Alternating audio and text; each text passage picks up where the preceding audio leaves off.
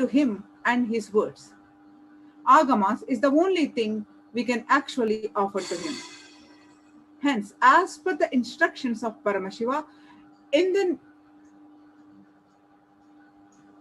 the physical form of Sachala Murti, His Divine Holiness, the Avatar, we offer this seva to Nithyanandeshwara Paramashiva, the presiding deity of Nithyananda Sangha. So many offerings are there that came from best of the best that is offered in Vedic tradition, from the instrument to the offering of the various types of dance, various types of food that should be offered to Paramashiva. Various types of dance and the way it is danced, the Uttamottama Seva, is described by Paramashiva himself.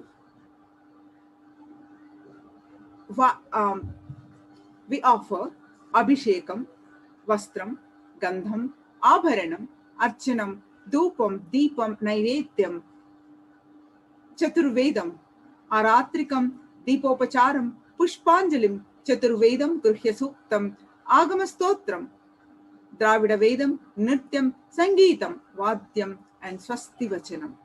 The source of all these best things is Paramashiva. And he has given these to us, and offering them back at his feet is what we do during this Uttamottama Seva. Thereby, we experience the intense Shakti Nipata and Advaita, the oneness with him. And as a result, we experience the state and radiate the space and manifest the Shaktis of Paramashiva. And also, since it is Agama Vidhi, Paramashiva's instructions, we offer them during this seva. The best of the food offered as Naivedyam, and the best of the movement a body can make offered as dance, Nritya Seva, and the best of the music offered as Sangeeta Seva, and the best of the consciousness offered as power manifestation, Shakti Avishkarana. And the best that humanity can offer to Paramashiva as gratitude is offered in Uttamottama Seva. Today, we are offering Uttamottama Seva to Parabrahma Krishna. His Divine Holiness beautifully expounds the incarnation about Krishna. The greatest dimension of happening called Krishna is love. The ability to receive and give love. The undercurrent of Krishna's life, whether he killed Kauravas or did politics with Shakuni, or destroyed Shishupala, or killed Kamsa, or played with the Gopikas, or revealed this great Gita to Archana, everything, every incident, every happening, every dimension he expressed. The undercurrent and the connecting thread of everything is love. His romance is one expression of his love. His politics is another one of his love. His management is another one expression of his love. His anger is another one expression of his love. And his enmity is another one expression of his love. And everything he expressed, the base material is love. He is love incarnate. He is the beloved of the universe. His Divine Holiness says that Krishna is the most loved human being happened on the planet Earth. Other gods are all maybe worshipped, revered, respected. People used to be devoted, but nobody is loved like Krishna. Even with Paramashiva, you are devoted, you revere, you respect, but nothing like Bhagavan Krishna, who when it came to the question of being loved. With so much of difficulty, so many people sacrificed so many things for the love of Krishna. From the Gopikas and the Gopas.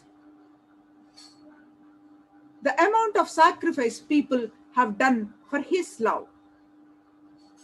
Leaving the brothers, leaving the parents, leaving the family, leaving the relatives, giving up the wealth. Unimaginable sacrifices, but His Divine Holiness says, even if you sacrifice your very life, His one glance just in the corner of your eyes, of His eyes, one look is worthy of all the sacrifices. Like the thread connecting all the flowers and making the flower garland, making all the flowers as garland, the center thread of Krishna is love. The story goes to say and describes even Shakuni, because of constant remembering, unaware way, when he relaxes, he used to have a deep, friendly, romantic connection with Krishna. So whenever Shakuni comes down from his self-destructive logic, he used to feel a very deep, friendly, romantic connection with Krishna. Krishna was able to infuse love even in the enemy's hearts. You cannot separate Krishna with love. His Divine Holiness continues to expound the Krishna, that you can't remember Krishna without remembering love. If you have tasted the true love, you can't remember love without remembering Krishna. He is the symbol of love. He is the brand ambassador of love. Nobody else is able to sit in his place. The whole Indian psyche still lives Krishna. His Divine Holiness says that the word we remember Krishna is too small word. Introducing Krishna, remembering Krishna is too small. His Divine Holiness says that Krishna is the one who first set a trend that macrocosm can express us in human body in microcosm, in full-fledged and in full-bloomed way. So whole Indian psyche still lives Krishna, the love current of Krishna. When a disciple experiences, he has a right to update, amend, alter his guru's statements, his own guru's statements. When Sureshwaracharya became enlightened, naturally he added, commanded, contributed his original research and development by writing Vartikas on Shankaracharya's Bhashyas. Whatever commentary Shankara wrote on Upanishad, Gita, Brahma Sutras, many books, many of them Sureshwaracharya wrote Vartika. Vartika means commentary on commentary to express his own research and development. We allow updation and we encourage updation. We don't have a problem, but when we transfer knowledge is happening, when the transmission of lamp is happening, when the initiation is happening, when you are ripening to a self-realization, enlightenment experience, not only you need to catch the conclusion of the Guru, you need to catch the very logical steps of the Guru to reach those conclusions. So, personal research and development can be shared only to your friend. Only with tremendous friendliness you can share your thoughts. In Gita, Arjuna's logic seems to be very intelligent. He does not want to fight. But Krishna emphasizes intelligent people need to enter into the fight. Only to a close friend with whom you can open your heart, your struggles can be opened only when you are able to respect somebody more and more by knowing his struggles, the conflict he went through, success he achieved. You become friend to him by knowing somebody's struggles and conflicts. If you start judging him, there is no friendliness. In a relationship, waiting to vomit enmity, it's a seed sown with poison. Here, Krishna shares Gita to his close friend Arjuna, to whom he can really show Vishwarupa, with whom he has the freedom to say, do it, Kaunteya, O son of Kunti, do it. Finally, he goes to the extreme of saying, Sarvadharman Parityagam Mamaivam Sharanam Vraja. Give up all your concepts and ideas about right and wrong. Just surrender to me. His Divine Holiness says, to say these words, what an intimate understanding and feeling connection should have been there between Krishna and Arjuna. He says, drop your life at my feet. I will not cheat you. I will think for you. I will see to it that you achieve the ultimate. Moksha ikshami masuchaha. I will liberate you. So, with the humble obeisance at our beloved Guru to enlighten us this about Krishna with these beautiful words, with this eternal gratitude, our Gurukul Balasans are offering Uttamottama Seva to Parabrahma Krishna. Let us all stay tuned and enjoy this Uttamottama Seva and get the blessings of His Divine Holiness and Bhagavan Krishna. Thank you. Nithyanandam.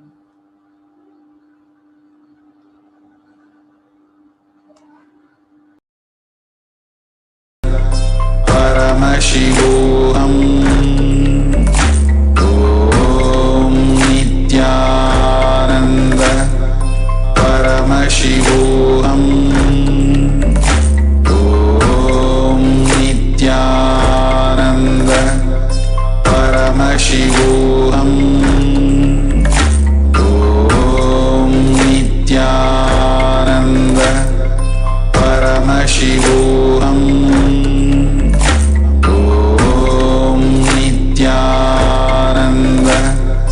Paramashivoham.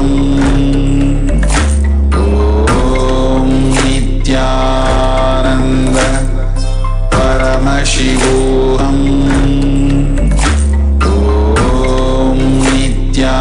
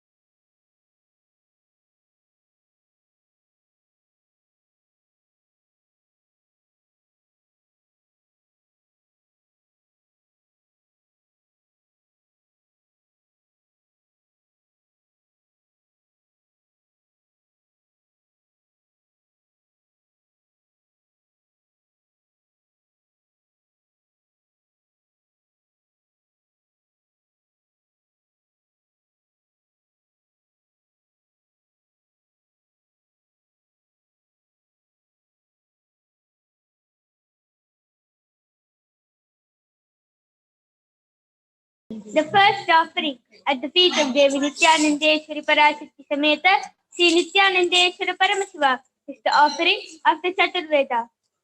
Devadevottama Devata Sarvabhauma Akilanda Koti Brahmanda Nayaka Sri Nithyanandeshwari Parashakti Sameta Sri Nithyanandeshwara Paramashiva Chaturveda Priya Chaturvedam Avataraya.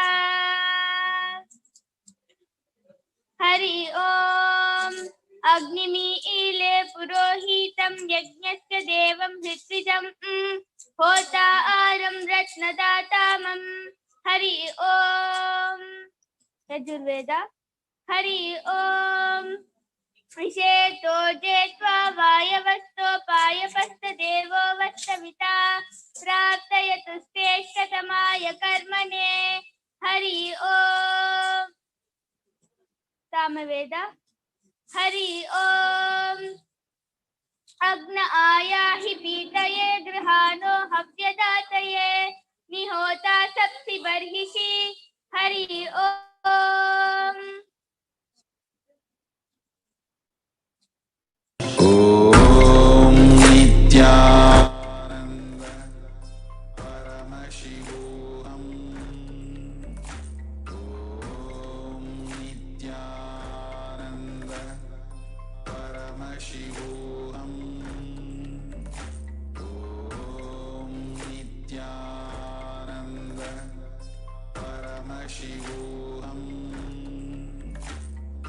Om Nithyananda Paramashivoham. Om Nithyananda Paramashivoham. Om Nithyananda Paramashivoham. Om Nithyananda Paramashivoham. Om Nithyananda Paramashivoham. Om Nithyananda Paramashivoham. Om Nithyananda Paramashivoham. Om Nithyananda Paramashivoham. Om Nithyananda Paramashivoham. Om Nithyananda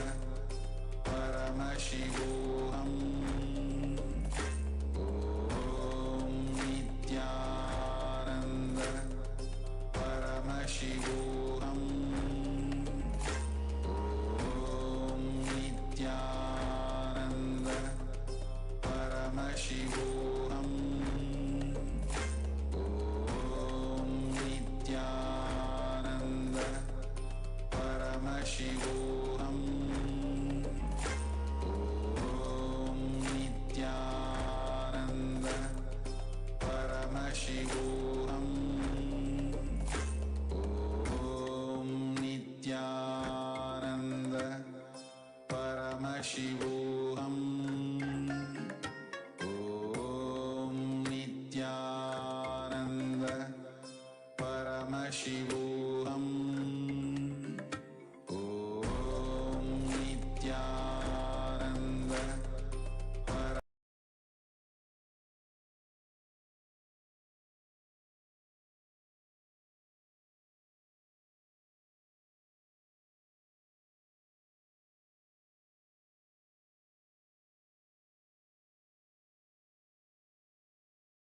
at the feet of Devi Nithyanandeshwari Parashakti Sameta Sri Nithyanandeshwara Paramashiva is the offering of the Chaturveda.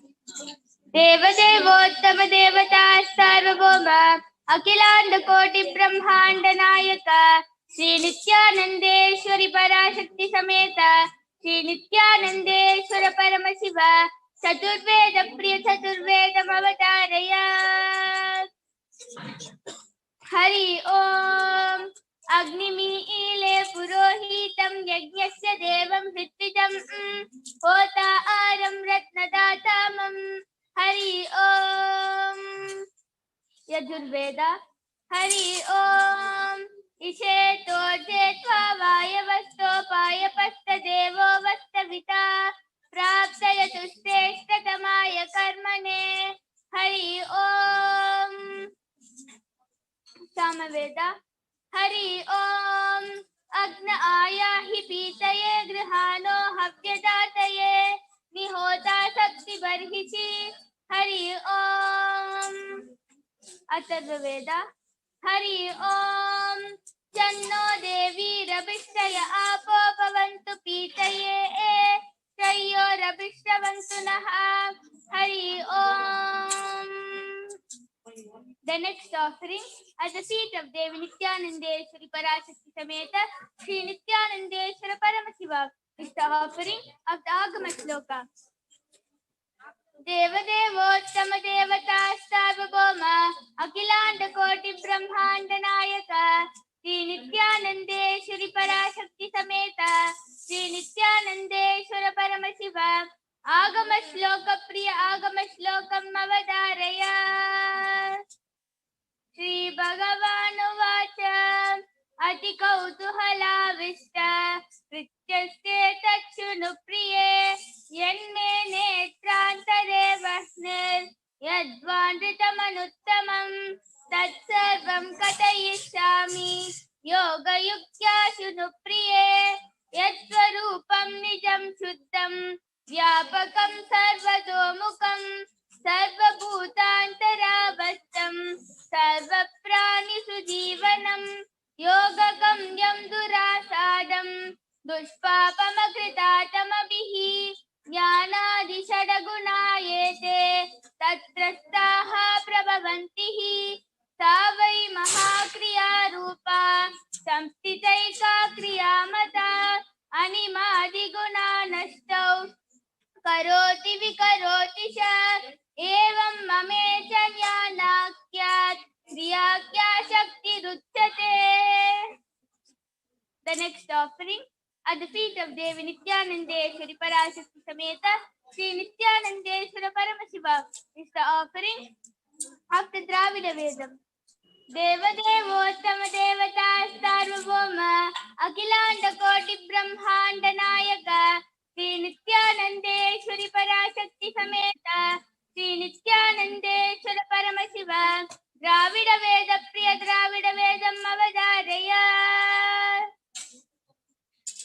மந்திரமாவது நீரு வானவர் மேலது நீரு சுந்தரமாவது நீரு துதிக்கப்படுவது நீரு தந்திரமாவது நீரு சமயத்தில் உள்ளது நீரு செந்துவர் வாயுமை பங்கன் திரு ஆலவாயன் திரு நீரு ஆலவாயன் திரு நீரு திரு ஆலவாயன் திரு நீரு வேதத்தில் உள்ளது நீரு துய தீர்ப்பது நீரு ஓதத்தகுவது நீரு புண்மை தெளிப்பது நீரு ஓதத்தகுவது நீரு உண்மையில் உள்ளது நீரு சீத புனல்வையில் சூண்ட திரு ஆலவாயன் திரு நீரு ஆலவாயன் திரு நீரு திரு ஆலவாயன் திரு நீரு சிவா திருச்சிற்றம்பலம்.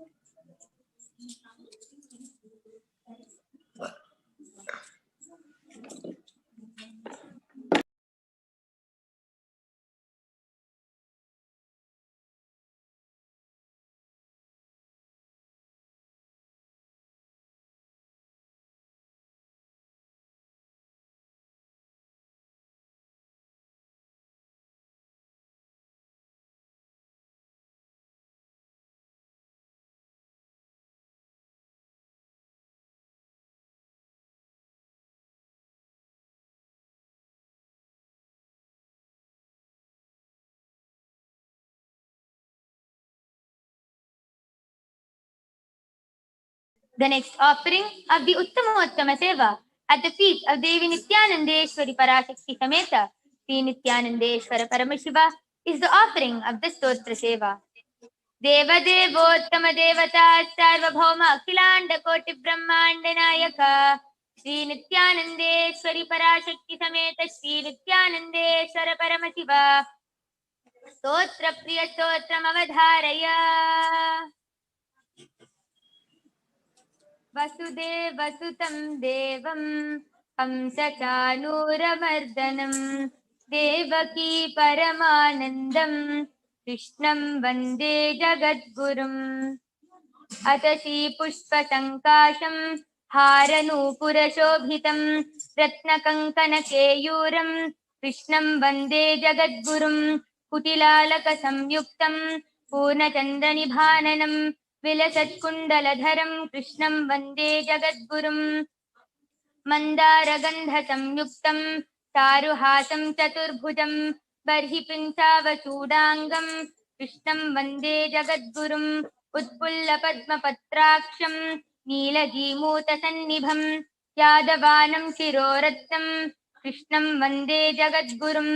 रुक्मिणीकेलिसंयुक्तं पीताम्बरसुशोभितम् अवाप्ततुलसीगन्धं कृष्णं वन्दे जगद्गुरुम्। गोपिकानां कुचद्वन्द्व कुङ्कुमाङ्कितवक्षसं श्रीनिकेतं महेश्वासं कृष्णं वन्दे जगद्गुरुम्। श्रीवत्साङ्कं महोरक्षं वनमाला विराजितं शङ्खचक्रधरं देवं कृष्णं वन्दे जगद्गुरुम्। कृष्णाष्टकमिदं पुण्यं प्रातुरत्याय यः कृते कोटिजन्मकृतं पापं स्मरणेन विनश्यति। ॐ नमो भगवते सदाशिवाय सकलतत्त्वात्मकाय सर्वमन्त्रस्वरूपाय सर्वयन्त्राधिष्ठिताय सर्वतन्त्रस्वरूपाय सर्वतत्त्वविदुराय ब्रह्मरुद्रावतारिणे नीलकण्ठाय पार्वतीमनोहराय सोमसूर्याग्निलोचनाय भस्मोद्धूलितविग्रहाय महामणिमुकुटधारणाय माणिक्यभूषणाय सृष्टिस्थितिप्रलयकालरौद्रावताराय साक्षाद्वरध्वंसकाय महाकालभेदनाय मूलाधारैकनिलयाय तत्त्वातीताय गंगाधराय सर्वदेवादिदेवाय षडाश्रयाय वेदान्तसाराय त्रिवर्गसाधनाय अनन्तकोटिब्रह्माण्डनायकाय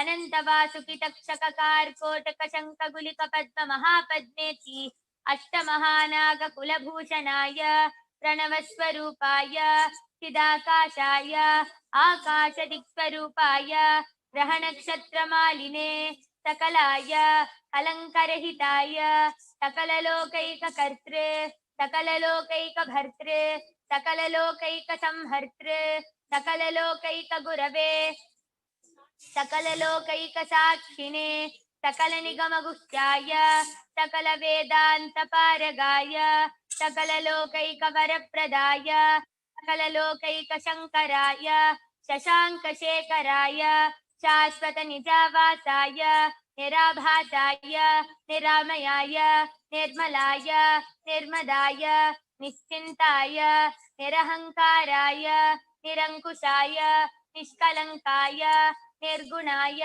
निष्कामाय निरुपप्लवाय निरुपद्रवाय निरवध्याय निरन्तराय निष्कारणाय निरन्तकाय निष्प्रपञ्चाय निस्सङ्गाय निर्द्वन्द्वाय निराधाराय निरागाय निष्क्रोधाय निर्लोपाय निष्पापाय निर्भयाय निर्विकल्पाय निर्वेदाय निष्क्रियाय निस्तुलाय निःशंशयाय निरुपमविभवाय नित्यशुद्धबुद्धपरिपूर्ण सच्चिदानन्दाद्वयाय परमशान्तस्वरूपाय तेजोरूपाय तेजोमयाय जय जय रुद्र महारौद्र भद्रावतार महाभैरव कालभैरव कल्पान्तभैरव कपालमालाधर खट्वांग खड्ग